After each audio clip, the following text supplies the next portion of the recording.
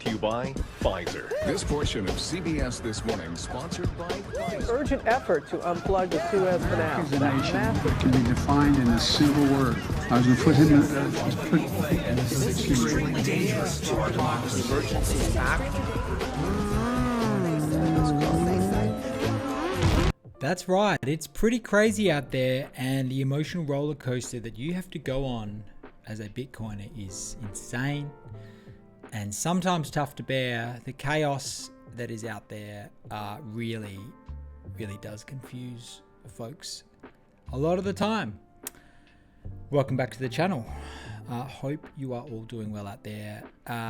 Yes, as I just said, crazy week for Bitcoin since we last spoke. It's sort of mind-blowing actually how much has happened in that time. I'm not going to go into it all because we've obviously a lot's happened and a lot's been resolved.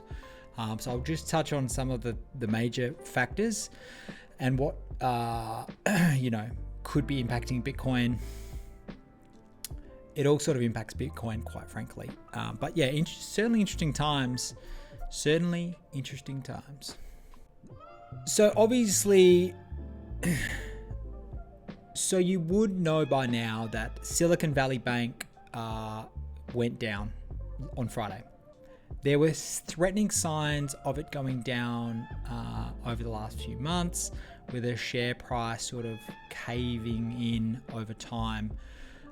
But basically what happened was, since Silvergate went down, Elizabeth Warren kind of started a bank run in Congress. And, phone calls started to be made around Silicon Valley. Things started going up on Twitter, and effectively a bank run ensued. So this is nothing new. Bank runs have been happening forever and a day since banks began. And in the world of fractionalized banking, banks don't need to hold any collateral at all. And so in 2020, sorry, let me get that straight. In 2020, the Federal Reserve took away the need for all banks in America to have any reserve backing. They could go with zero because they wanted to promote growth, loans, etc., mortgages. They didn't want any restrictions on pumping the economy. So what the banks do is they take your deposits and they take their assets, which are your mortgages, which a lot are underwater, quite frankly, because the housing market is down. It's definitely down over 10% in America. It's probably the same in Australia. They sell bonds. Now, they also speculate and buy bonds and treasuries. So what they've done is they, rather than having a bunch of short-dated bonds, because interest rates were zero effectively for the last bunch of years, they've had to look at longer duration bonds to get a return. Now, obviously when the Fed started raising rates, those long duration bonds, so 10, 20, 30 year bonds, which is stupid for a bank to hold in the first place, quite frankly, but let's go with it. They started to become illiquid and worthless and losing value day over day over day over day. So then when a few people start to call in their money and get it out of the bank goes insolvent and they can't pay anyone. It's kind of frightening. And this happened in 48 hours. Gone. The age of social media. Poof. There goes a bank. Second biggest collapse of all time, $209 billion. Silicon Valley Bank, you can see it right here. These regional banks in America, I think there's 5,000 banks in America. Now, what's really interesting to know, there's a few technicalities with the banks. We in Australia are overrun by just the big banks. But in America, there's regional banks, which are these regional banks. A regional bank can only do business with its geographic locale. So, things operate differently over there. But regardless, you've got people lining up at banks trying to get their funds out, and what's going to happen? You're going to see this video. The banks are going to open up on Monday, because right now it's Sunday. If you're in America, it's Monday in Australia, but it's Sunday in America.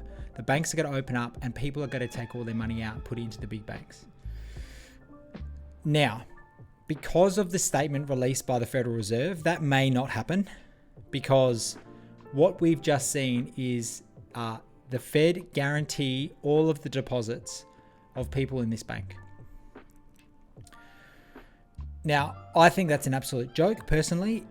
You know, you should have, and you should, if you are banking any money anywhere, you should read the fine print. You have no insurance over 250k, and in Australia it's the same, 250k.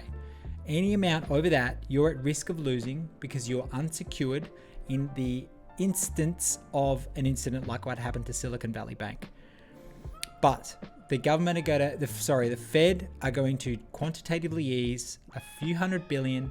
They're going to make everyone whole, and the whole thing is going to incentivize more bad acting and speculation from the banks, because they realize now that the government, the Fed, will back them up at any situation. So let's put this to Bitcoin. We're going to get quantitative easing. The banking sector in America is fragile. These are the cracks that are starting to appear all around the world. Cracks are appearing. The system as we know it is breaking. And it's obvious at this stage. And you can continue to deny it as long as you like. But this is why Bitcoin was invented.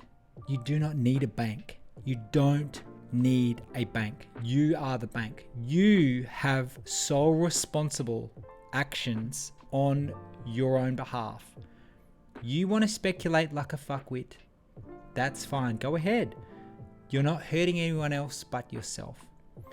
You want to hold your Bitcoin on your own in a nice, safe manner.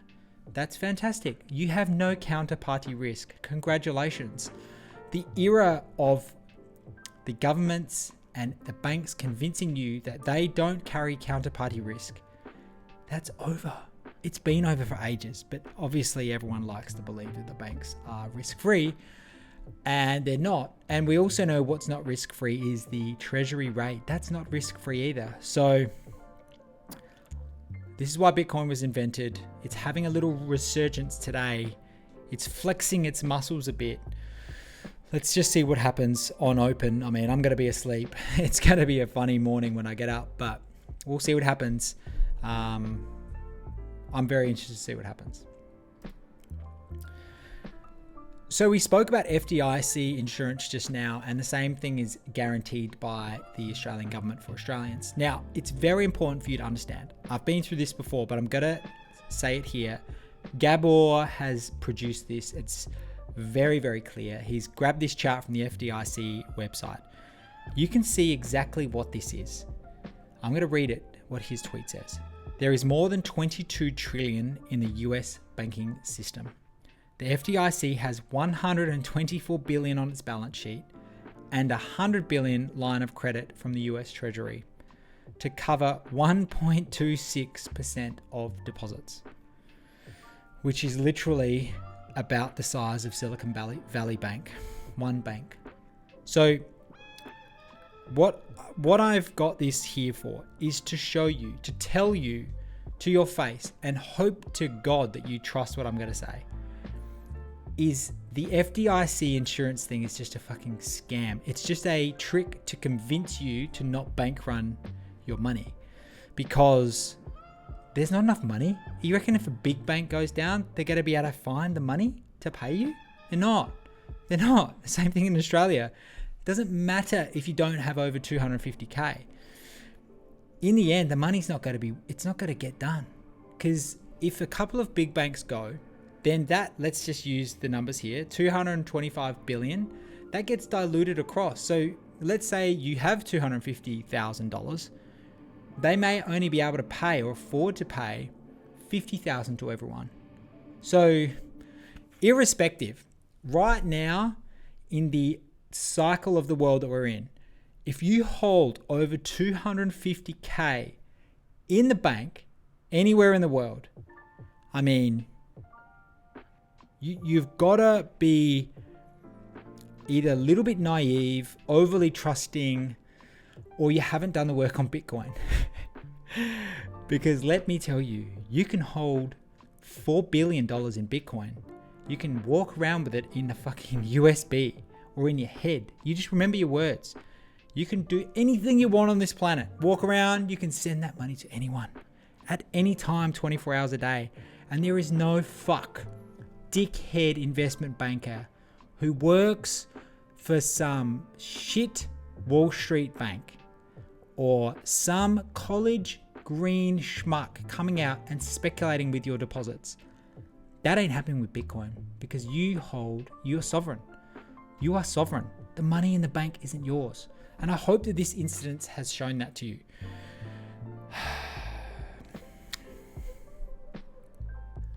Let's quickly read the actual release from the US Department of Treasury here on a Saturday night. They've released this.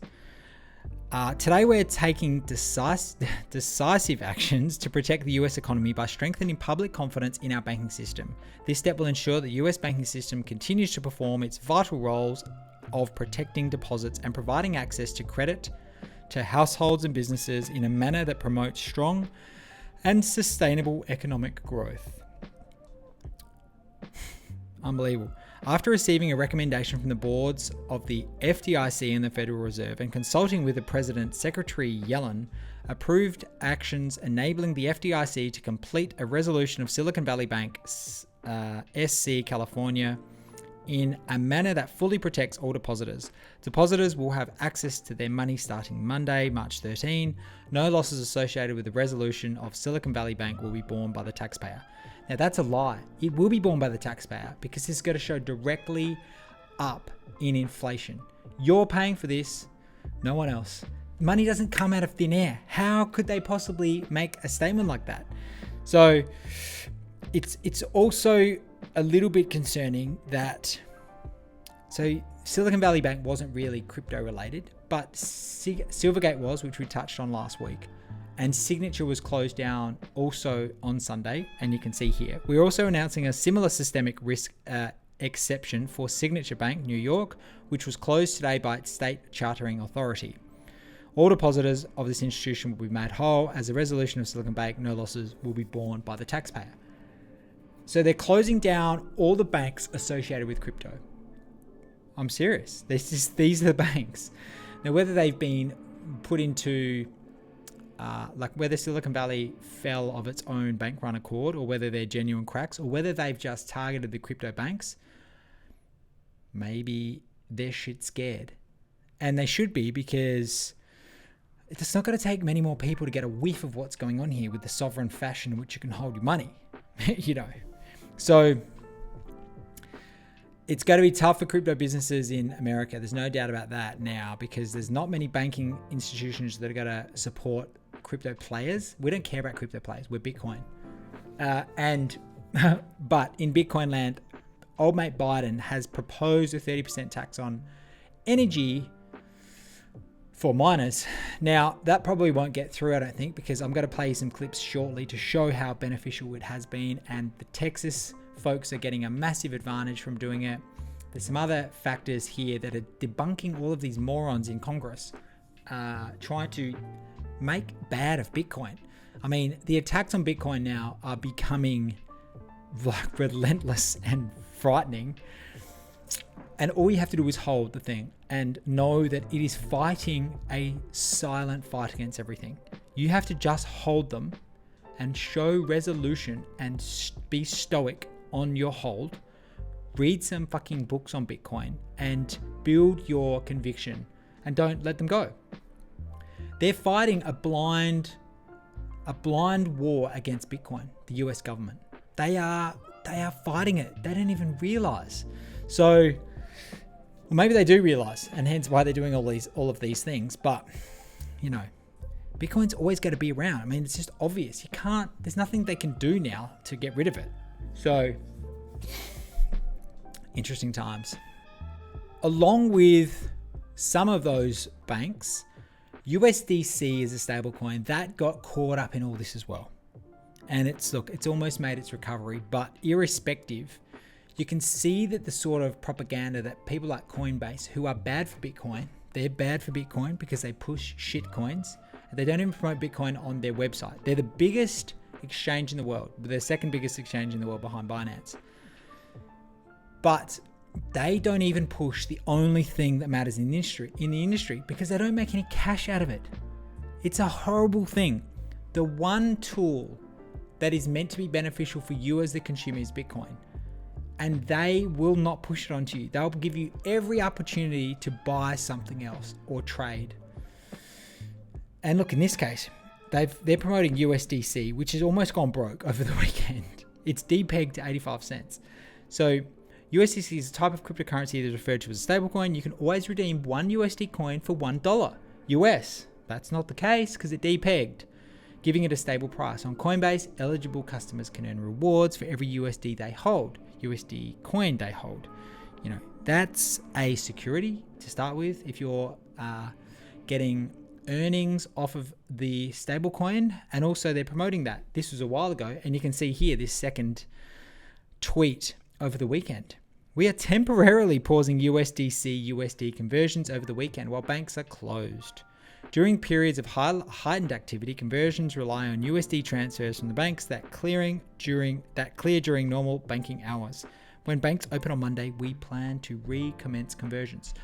So what happened was there was no way, because all these crypto related banks went down, there was no way for people to go from USDC to US dollars, like actual dollars, cash.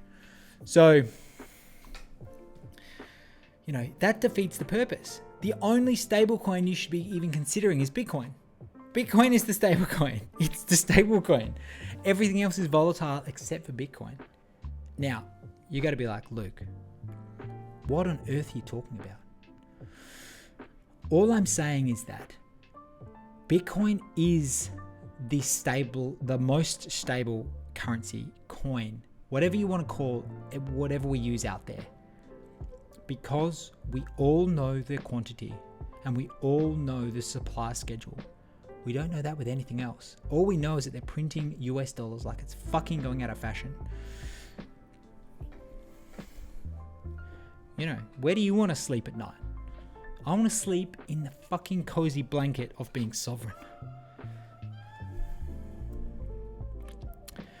So here you can see the chart. This is USDC. This is a stablecoin run by fucking crooks.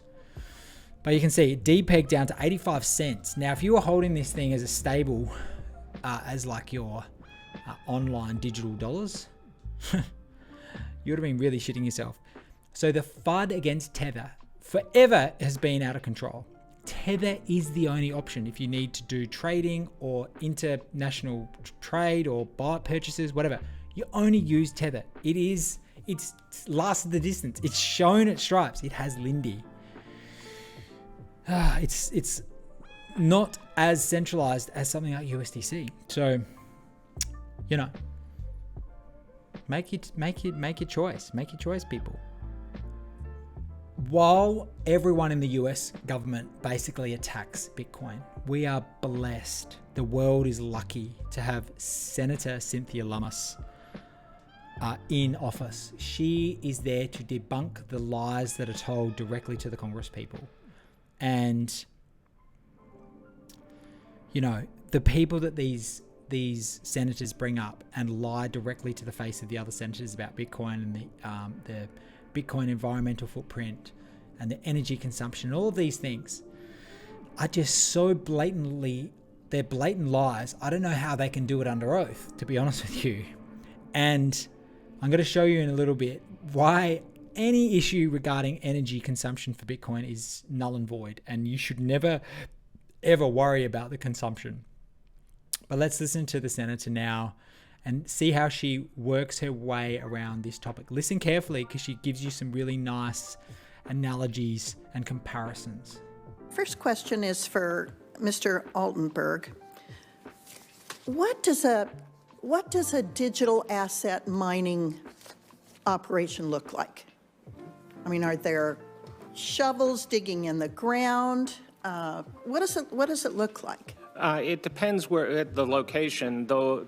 The mining sites that are being placed at our fracked gas wells, they're essentially semi-trailers that have methane gas-powered generators that are plugged into the well and big shipping containers full of racks of Bitcoin miners. Okay, and a Bitcoin miner is actually a computer. Yeah, it's about the size of a toaster and it uses 3 times the energy of a house. Okay, so there is a bunch of toasters in a line. Sometimes they're dipped in fluid, so they run cooler. They can be air-cooled, they can be water-cooled, but it's basically just a computer. Yes. So, is that computer that's mining Bitcoin directly emitting pollutants? No, it's energy source, it's electric source is what's emitting. Okay, so now let's take an EV charging station. If that EV charging station is powered by electricity from natural gas or coal, shouldn't it also have the same monitoring that is being requested by this bill? I think the issue is looking at how efficiency is measured. It's all sources of electricity, whether it's the lights or the speaker system here, are going to use electricity and and produce a certain amount of work for that electricity. The issue with Bitcoin and proof of work cryptocurrency is the work that we are doing is not actually necessary to have cryptocurrency or to have blockchain technology. Okay, let's talk about gold. Where does gold come from? It's mined. It's mined, okay.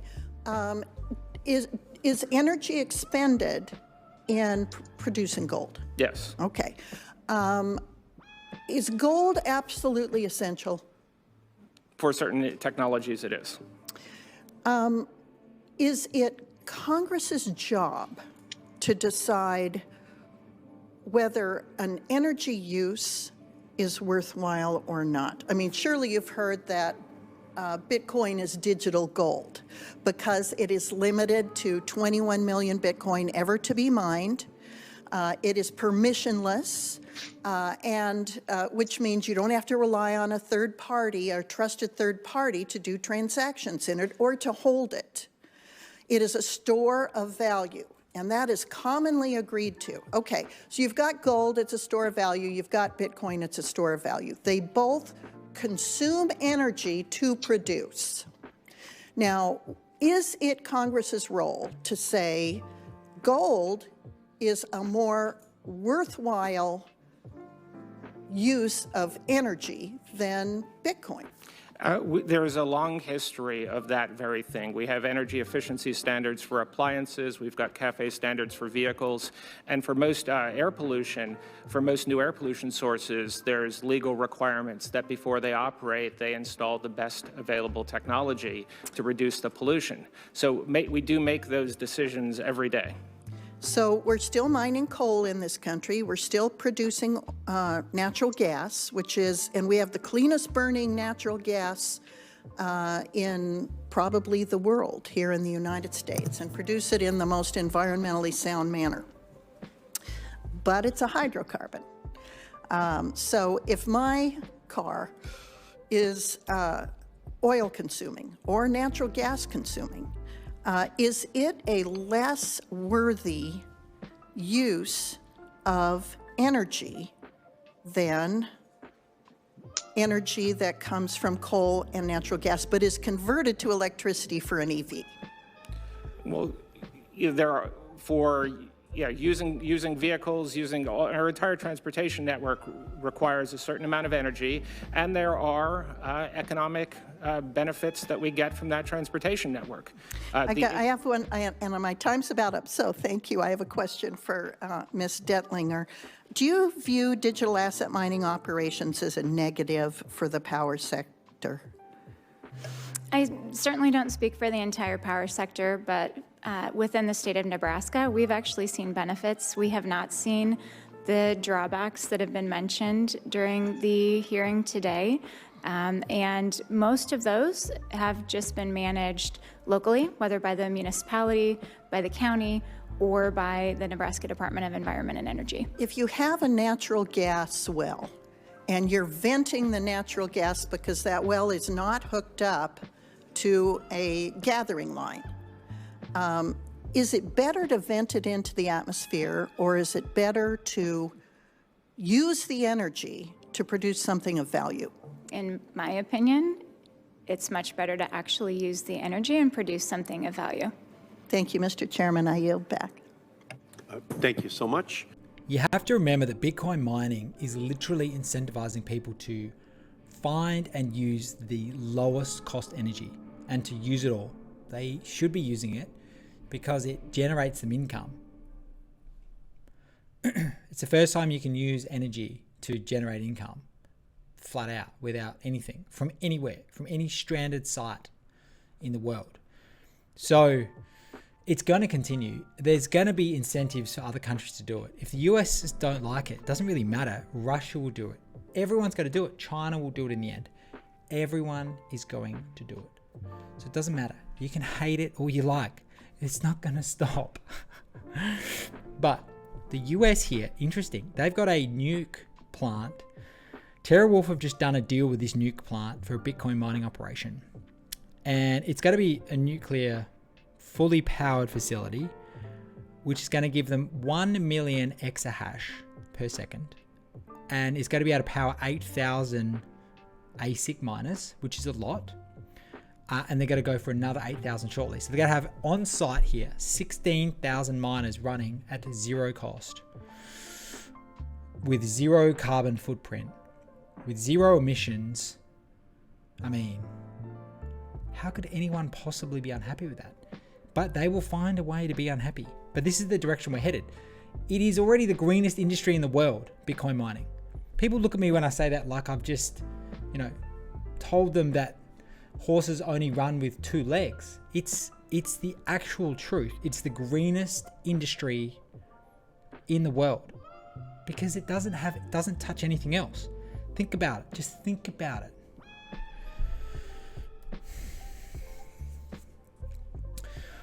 So Daniel Batten is another good asset in this space, and so is Willy Woo. Willy Woo is one of the original on-chain analysts, and I've spoken about Willy before. I like Willy. Willy gets a bad take from a lot of people, but I like Willy. Now, Daniel Batten and him have got together and produced a bunch of charts and a series of charts, which are going to be you got to be able to bring these up a lot of the time. And once senators and Congress people and whoever that Greenpeace, whoever is lying to you about Bitcoin, we've got it's live data because Bitcoin is online. You can see everything that's happening online via your node 24/7, 365. It doesn't stop. You can't stop it. And we can get all the information to prove everyone wrong. So let's go through these quickly.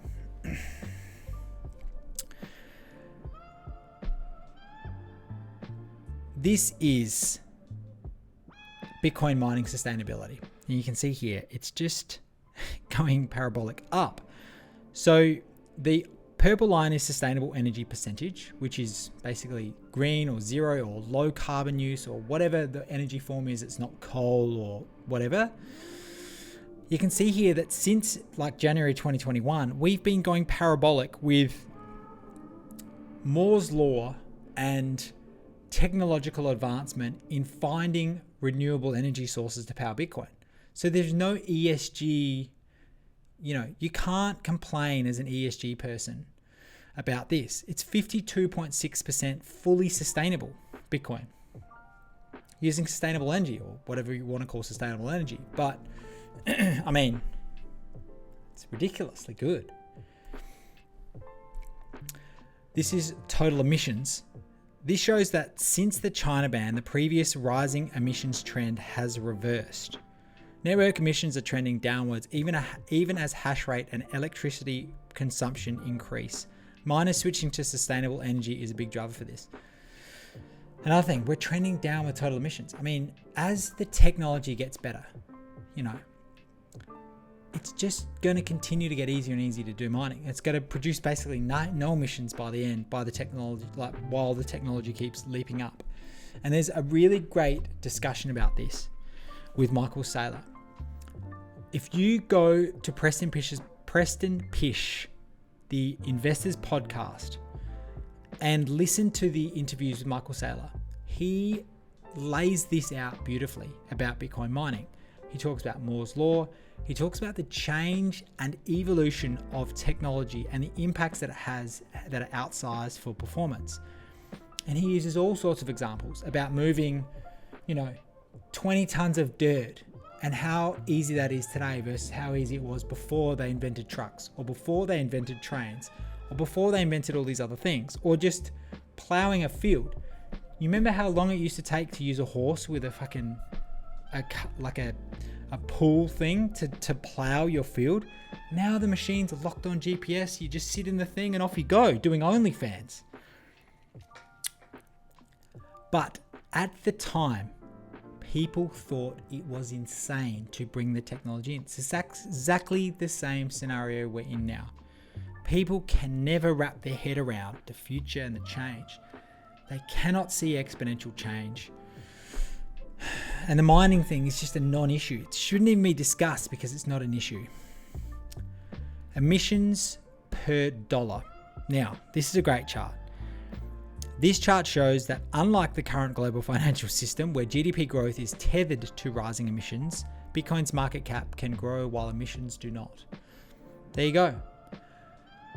Now, what he's kind of saying is that because we have been convinced that the only way for us to live is an inflationary world, where we always must try to attain 2% or whatever percent per year inflation, we thus have to continually consume to try to create that inflation, and it's out of control. We should be trying to make everything less expensive, but in the system that we live in, and no, we cannot get disinflation, because all of the banking system and all of the mortgages and all of the debt, because it's a credit system, will be worthless and the whole thing will implode. Hence the Ponzi of having to continually have inflation every year. You think it's good, but you're a fucking moron, because it's not good. It's not good. And the Pied Piper will come. Might have been good for your parents or for 70-year-olds or 80-year-olds, because they've been in the best time in the world to live and enjoy that inflation. But for the generation below me or my generation and the ones coming up in the future, they don't have a fucking chance.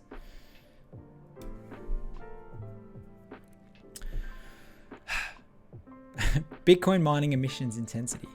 Bitcoin is also becoming more emissions efficient, producing fewer emissions relative to energy consumption. This is an important chart because it debunks an earlier Coinbase article suggesting that emissions intensity was increasing. CoinDesk is a shitcoin funded lying machine. It's just another one of these media outlets which has no clue. So don't ever go to CoinDesk. It's just a joke. But you can see, the data doesn't lie. Look at it's the only thing in the world that we get transparent data on. So the 85-year-old politicians, they're averaging, what are they averaging in the US? 80? These fucks? They have no clue. They're living in the past.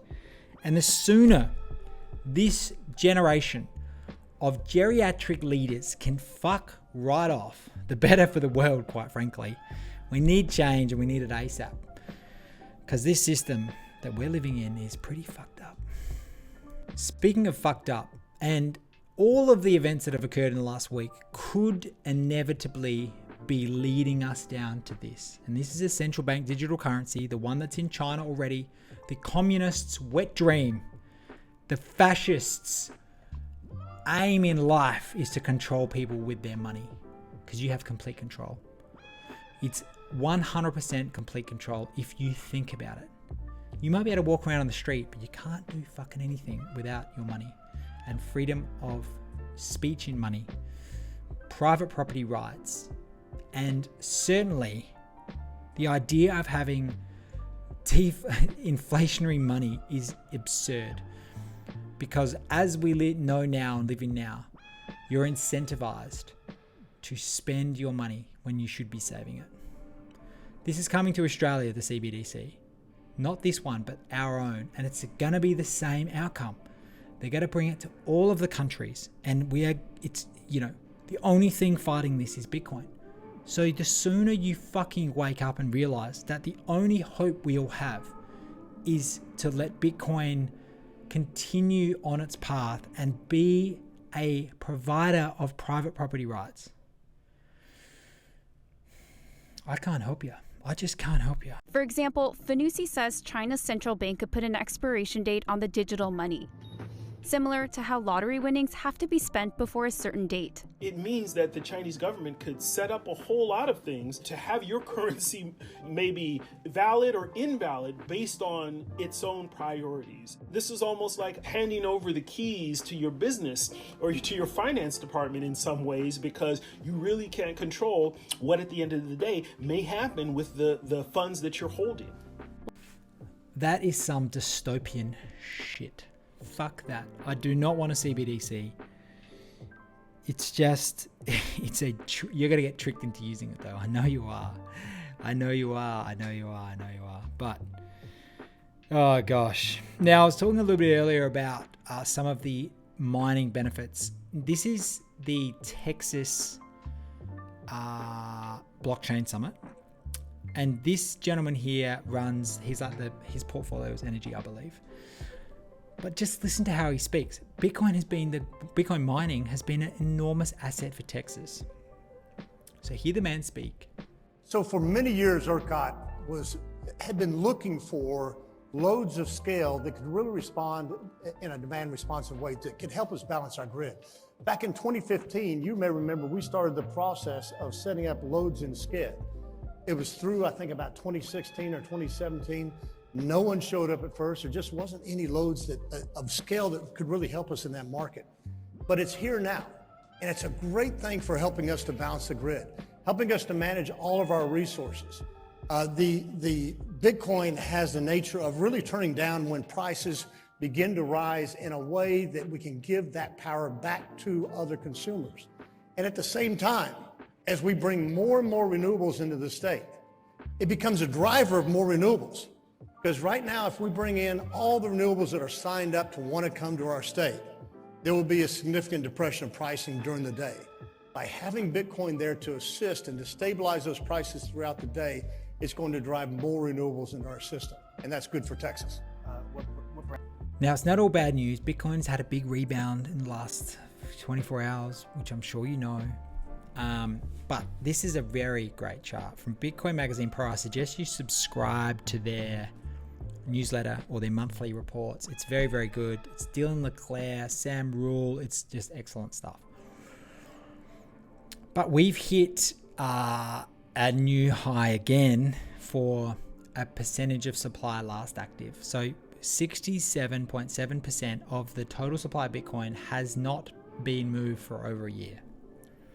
Now, this is a great thing. We're obviously in accumulation, and this is standard while we're in accumulation. So we want this number to keep going up. And this cycle, it's going to be interesting to see as we get to new highs, what people are going to start doing. You know, are we going to go another cycle after this, or the cycle's going to start to blend into one? But either way, this is a great metric. Illiquid markets mean price goes up, and not illiquid. Low supply markets mean prices go up naturally. So yeah, look, I think we're in a great spot personally. And if we can get through the next week, I think Bitcoin's got to start to show its stripes. Can't go through an episode without looking at the CBBI. It's back up to 15, and it hasn't updated the inclusion of today's activity, which is understandable. So I figure by the time that gets updated, it will be back up to say 16 or 17, because it has been a good day. And overnight, I reckon when I go to sleep and I wake up in the morning, we could be the one way or the other. We could have boomed up to say 23, or we could be back down to under 20. It's just one of those things. But either way, we're sitting pretty. We're sitting pretty. All right, I'm going to leave you there today. I have talked a lot today, and I'm going to leave you with this ad. This is a latest release from Coinbase. I don't like Coinbase, but this is a really great ad, and you should definitely watch it. Watch the ad, listen to the ad. It's fantastic. This is what we need out there, letting people realize that when they go through these bank run and issues, like, you know what it's like. You try transferring a decent sum of money in this country alone.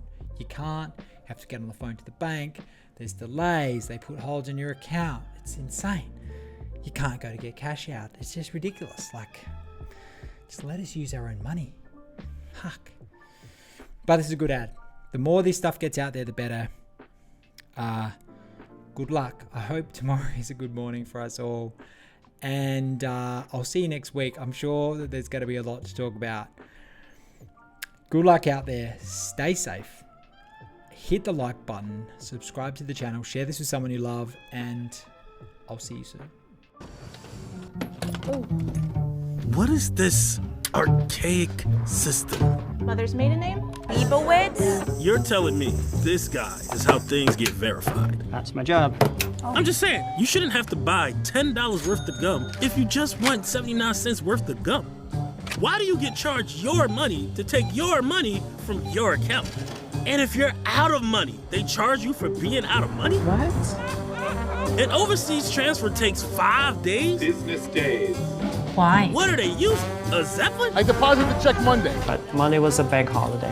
Why is this the way it is? A bank holiday? This system What's a bank holiday? makes no sense. This makes no sense. Who designed this system? Ma'am? Is this really the best we can do? Hello? Don't we deserve better?